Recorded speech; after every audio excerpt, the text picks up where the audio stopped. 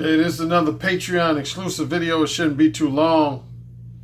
Now, you know I always brag about when I do free videos for the general YouTube public. I always brag that when I do Patreon exclusive videos, I never feel compelled to administer any harsh admonishments.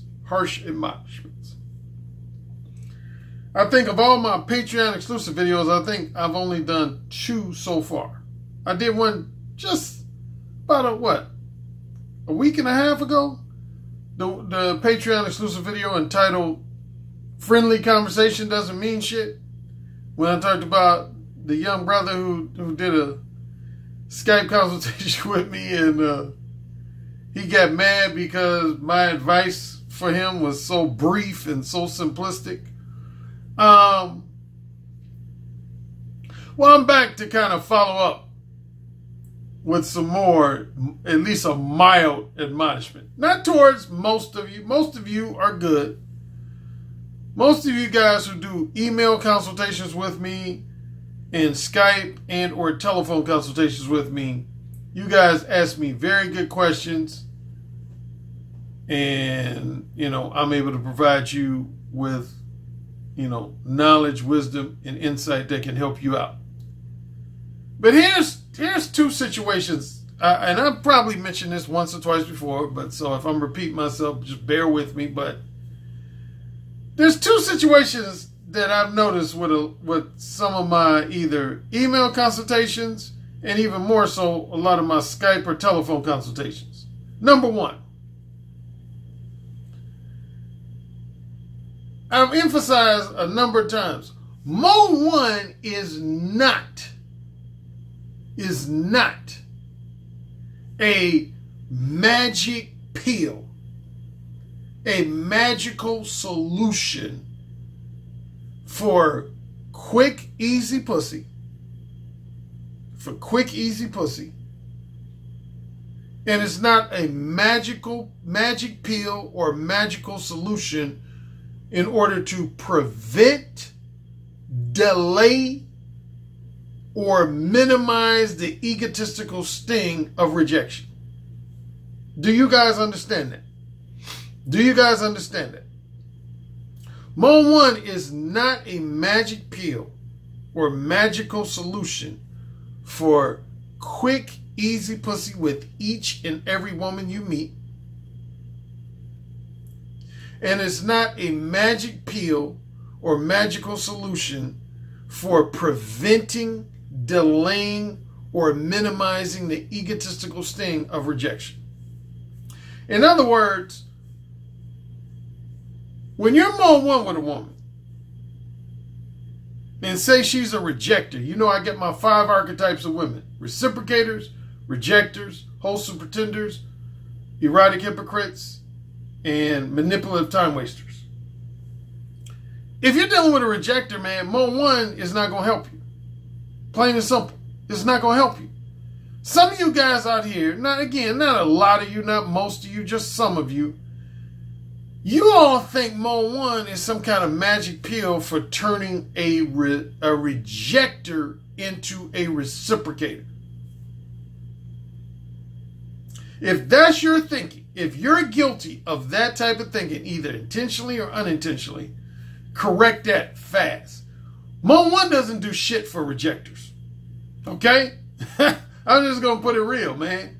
Mo 1 does not do shit to prevent rejectors from being rejectors. And I would go as far as to say there's no method out there. There's no pickup artist method, no other dating coach method out there that's going to help you turn a rejector into a reciprocator. A rejector is who she is. A rejector is a woman that's just flat out 100% not interested in sharing your company in any type of romantic manner or any type of strictly sexual manner. That is a rejector. That's a rejector. She doesn't want to share your company in any type of romantic manner or strictly sexual manner. Her only interest in sharing your company is a purely platonic manner, if that. She might not even be interested in sharing your company in a purely platonic manner. Man, my ear is itching. So remember that about rejectors. Okay? You got that? Second thing. A lot of people I do consultations with, particularly Skype and telephone consultations with, you guys will spend 5 minutes, 10 minutes, 15, 20 minutes talking about your fear of potential reactions and responses on behalf of women. Please don't do that. I've told you this at least once or twice before. Please don't do that. Generally, I love helping you guys out when I do Skype and telephone consultations with you, as well as email consultations. But there's one thing that irritates me. I'm just going to openly tell you that just irritates me. And it takes up a lot of unnecessary time. Is when you spend most of your conversation with me talking about your fear of potential reactions and responses from women. For example, I'll be talking to a consultation client and he'll say, well, Alan, yeah, you know, I'm going to go to this party on Friday night. Now, what if I meet this woman and what if she starts loud talking me? Or what if she starts calling me a bunch of names in front of her girlfriends? See, that's you concerning yourself with potential reactions and responses. They haven't happened yet. You understand that? That's not the purpose of a consultation. It's mainly, and I wrote down a Patreon. When I find the link, I'll include the link here. But I wrote down the purpose of my consultations: email, Skype and telephone, and one-on-one face-to-face. There's mainly 3 purposes for doing a Skype and telephone consultation with. Mainly 3 purposes. Number 1, there's something about the content found in my ebooks, my paperbacks, and or my audiobooks that left a big question mark on your head. And you want me to further clarify something that I expressed in one or more of my ebooks, one or more of my paperbacks, or one or more of my audiobooks. That's number 1. And I would say the same thing goes for my email consultations. Number 2 is when you recently, golly, my ears drive me crazy. I'm sorry. Number 2 is when you've recently had a face-to-face interaction with a woman, or at minimum a telephone conversation with a woman, and you exhibited mode 1 behavior with that woman.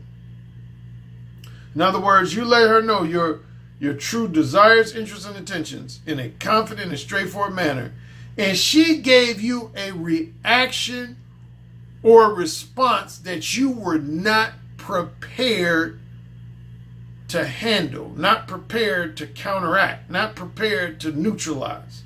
It left you kind of speechless or stumped. That's the second most purpose of a Skype and telephone consultation or an email consultation, is when you had a recent face-to-face interaction with a woman or a recent telephone interaction with a woman and you exhibited mode 1 behavior.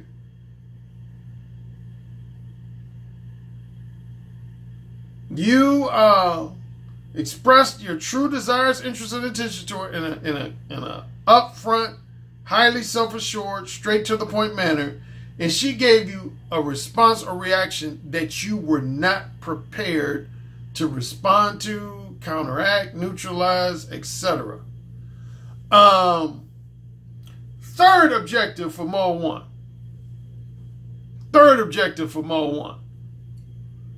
Is when you recognize that you have a certain set of beliefs that are holding you back and preventing you from exhibiting mode 1 on a regular basis.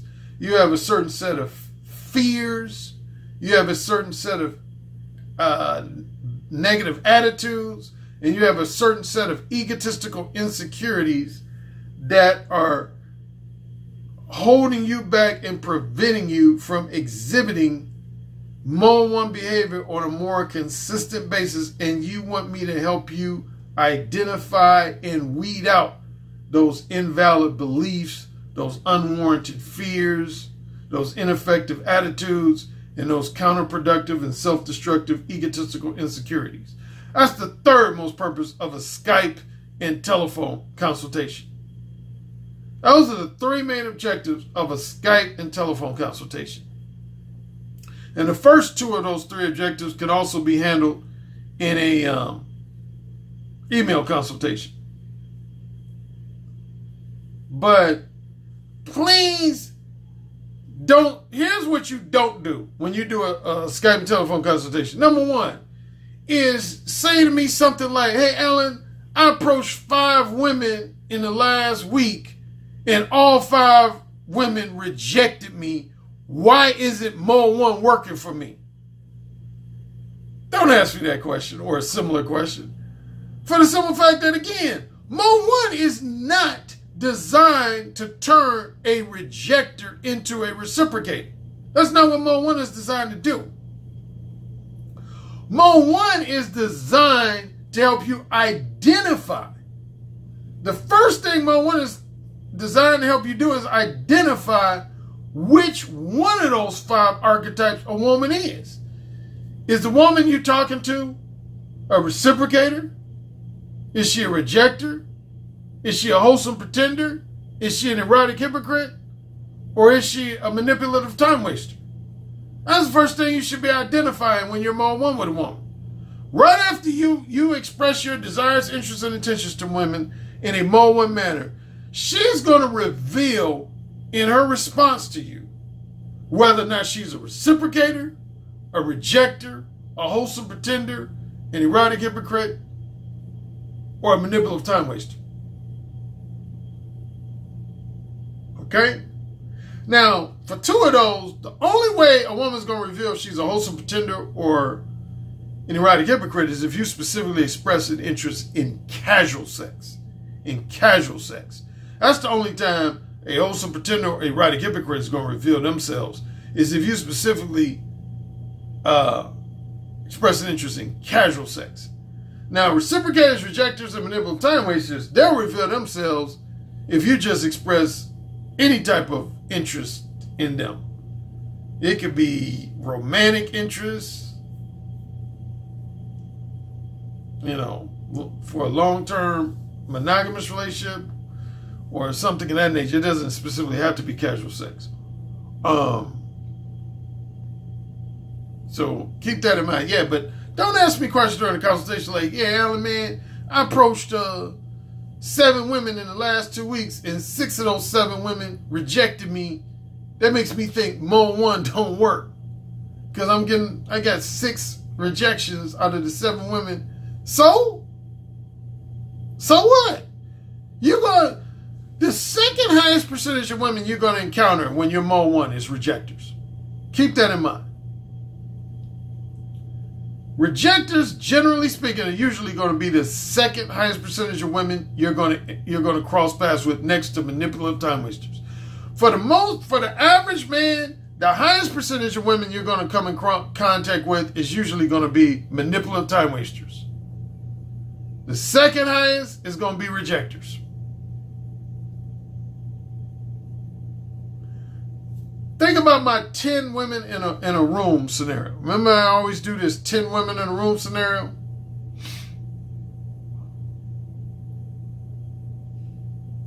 Ten women in a room.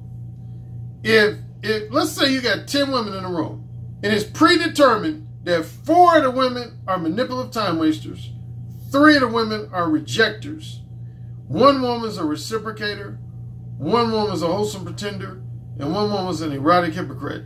How would you, if I gave you 2 hours, no more than 2 hours, to talk to all 10 women, how would you be able to identify who's who? How would you be able to identify who the manipulative time wasters are, who the rejectors are, who the reciprocator is, who the wholesome pretender is, and who the erotic hypocrite is? How would you go about it? In 2 hours or less. That would give you an average of about 11 to 12 minutes per woman to talk to. So in roughly 11 minutes or less, how would you go about identifying which of the 5 archetypes those women are in? What would you talk about to find out which archetypes those women are in? Okay? Think about that. Second thing, again, when you do consultations with me, don't ask me about potential reactions and responses that you think you might get from a woman. Only consultations are for responses and reactions you actually received from women. Not that you think you might receive from a woman, but the ones you actually did receive from women. That's what I want to talk about. I don't want to spend a half hour talking about reactions that you think you might get from a woman. That's honestly, that's just flat out a waste of my time. It's a waste of your time. So just keep that in mind. All right, I'm going to do a 3-day one-on-one face-to-face coaching session with a client here in the Chicago area. And I'll come back and talk to you guys next week. Next Thursday, I'll be having my second live stream for the month. I'm doing 3 this month. So I'll be doing my second live stream for the month. All right, fellas. Take care. Yes, sir. Say it again. Yes, sir. Who's the king? Alan, you're the king. Say it again. Alan, you're the king. You're dominating me. Say it again. Alan, you're dominating me right now. Mode 1. Mode 1. Daddy, can I go, please? You're the king. Say it again. Oh, you're the fucking king. Yes. Yes. Yes. You're the king, Alan. AKA the king of verbal seduction. You know, it's the tone of your voice, how seductive your intonations are, the vibrations that you could just reach out over the phone lines and stroke a woman's breast just by the sound of your voice, how you could make her pussy so wet just by the sound of your voice. That's actually very hot. So you said my show was what? I said your show is powerful. Oh, say it again. Your show is powerful. I bet the king would fuck me really good. Oh, yeah. Who's the king? Alan Roger Currie. Oh, yeah. Who's the king? Alan Roger Currie. The king. The king. The king.